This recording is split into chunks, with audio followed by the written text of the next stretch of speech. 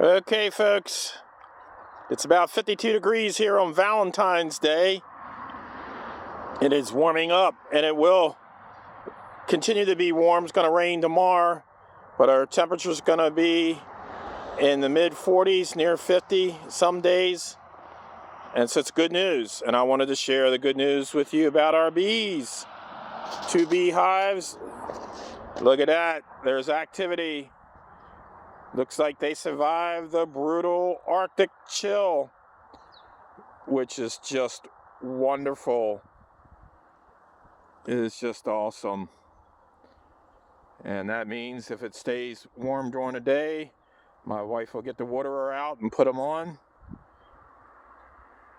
so they can get some nutrition, some sugar water. And that's what works for us. We are so excited that they survived the Arctic chill. And by the way, 34 more days until spring.